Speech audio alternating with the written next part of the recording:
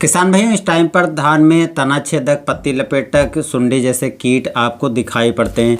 तो अगर आपके धान की फसल में इस टाइम पर इस तरीके के रोग कीट दिखाई पड़ते हैं तो इसको आप आसानी से कंट्रोल कर सकते हैं। देखिए, जितना लेट जाओगे उतना ज़्यादा नुकसान होगा और दवाओं की डोज भी उतनी आपको अधिक डालनी पड़ेगी।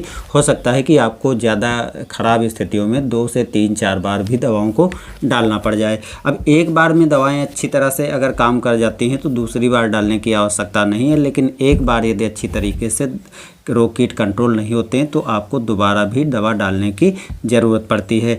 धान में देखिए, तना छेदक हो गया, लीफ फोल्डर हो गया और सुंडी हो गया। तो अगर इस तरीके के कीट हैं तो इसमें 2 तरीके की दवाओं की आवश्यकता होती है। जैसे तना छेदक वो तने के अंदर रहता है, तो उसके लिए आपको उन दवाओं को यूज करना है जो अंदर यानी सिस्टेमिक ढंग से पौधे के अंदर जा कर के दवाएँ काम करें।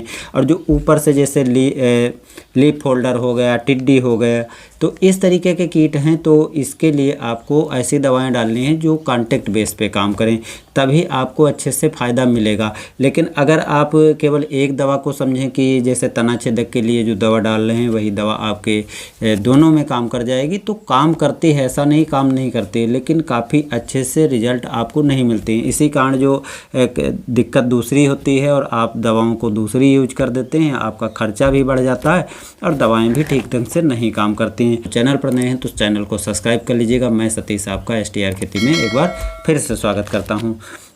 तो तना छेदक और लीफ फोल्डर, अगर दोनों तरह के कीट दिखाई पड़ रहे हैं, यानी तना छेदक भी लगा हुआ है, जो तने की सुंडी भी बहुत से किसान भाई बोलते हैं, और लीफ फोल्डर या पत्तियों पर जैसे टिड्डी हो गई या दूसरे कीट हो गए, तो इस तरीके की यदि कीट दिखाई पड़ते हैं तो आपको उन दवाओं को यूज करना है जो ऊपर से काम करें। अब दोनों के लिए कुछ ऐसी दवाएँ भी आप यूज कर सकते हैं जो सिस्टेमिक ढंग से भी काम करती हैं और कॉन्टैक्ट ढंग से भी काम करते हैं, या कोई दवा आप यूज कर रहे हैं या दोनों तरह की समस्या है तो आप अपने हिसाब से सिस्टेमिक और कॉन्टैक्ट 2 दवाओं को मिला करके भी स्प्रे कर सकते हैं, जिससे दोनों तरह से अच्छे से काम करें। लेकिन दोनों दवाओं को मिलाने के पहले आपको यहाँ पर हम बताएंगे कौन कौन सी दवाएं आप मिला सकते हैं जिससे आपको बढ़िया फ़ायदा मिल जाए।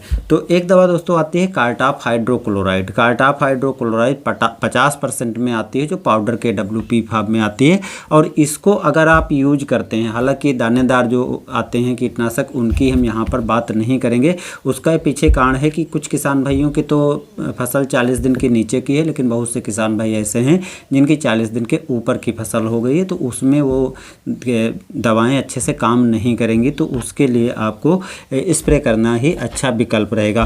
कार्टाप हाइड्रोक्लोराइड जो है एक कॉन्टैक्ट बेस की दवा है और ये उस तरह के सभी कीटों को आसानी से कंट्रोल कर लेता है जो पौधे के ऊपर से हमला करते हैं या पत्तियों को काट करके नुकसान पहुंचाते हैं। तो उसके लिए काफ़ी अच्छी दवा है, काफ़ी अच्छे से इस तरह के कीटों को ये कंट्रोल कर लेती है। लेकिन अगर तना छेदक है, तने वाली सुंडी जिसको बोलते हो, उस तरीके के कीट हैं तो वहाँ पर ये दवा काम नहीं करेगी, तो उसके लिए आपको दूसरी दवाएं डालनी पड़ेंगी।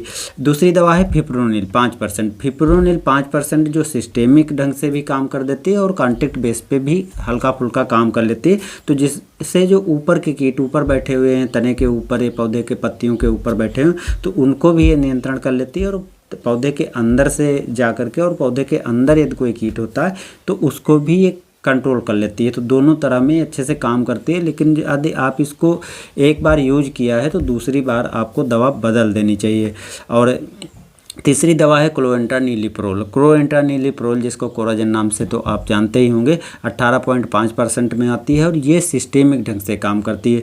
तो ये उन कीटों को तो काफ़ी अच्छे से कंट्रोल कर लेती है जो पौधे के अंदर हैं या ऊपर से जो पौधे को कुतर करके खाते हैं, तो कुतर कर खाते हैं तो उन पे कंट्रोल कर लेती है। लेकिन जैसे लीफ फोल्डर हो गया, तो लीफ फोल्डर क्या है कि ऊपर के हरित लवक को केवल ये खाती है, कुतर करके नहीं खाती, तो उस पर ये अच्छे से काम नहीं करती। या फिर जो पतंगे होते हैं, टिड्डी होती है, तो इस पे भी इसका इतना अच्छा रिजल्ट नहीं देखा गया। ऐसा नहीं कि बिल्कुल काम नहीं करती, लेकिन इतने अच्छे से कंट्रोल नहीं कर पाती है। और इसके अलावा जो है लैम्डा साइलोथ्रीन जो है वो सिस्टेमिक बेस के काम नहीं करती है, वो कॉन्टैक्ट बेस पे काम करती है। क्लोरोपाइरिफास ये भी कॉन्टैक्ट बेस पे काम करती है।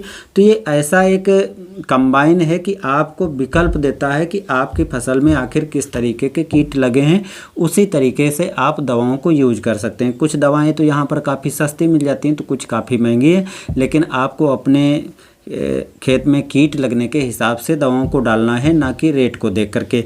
तो आपको क्या क्या चीज़ें करना, देखिए अगर आपके खेत में केवल कॉन्टैक्ट बेस के मतलब तना छेदक नहीं लगा है, तने के अंदर का कोई कीट नहीं है, तो आपको कार्टाप हाइड्रोक्लोराइड डाल करके भी अच्छे से रिजल्ट आपको मिल जाएगा। इसकी 100 ग्राम मात्रा लेकर आप 1 एकड़ में स्प्रे कर सकते हैं। और अगर आप इसका एक बार स्प्रे करते हैं तो कुछ कीट आपको फिर से दिखाई पड़ते हैं, तो आपको दवा बदल देनी है। दवा बदलने पर आप जो है थायोमेथाक्सम डाल सकते हैं। 70 ग्राम से लेकर के 100 ग्राम मात्रा आपको कीट के अनुसार जो है अपने खेत में स्प्रे करना पड़ेगा।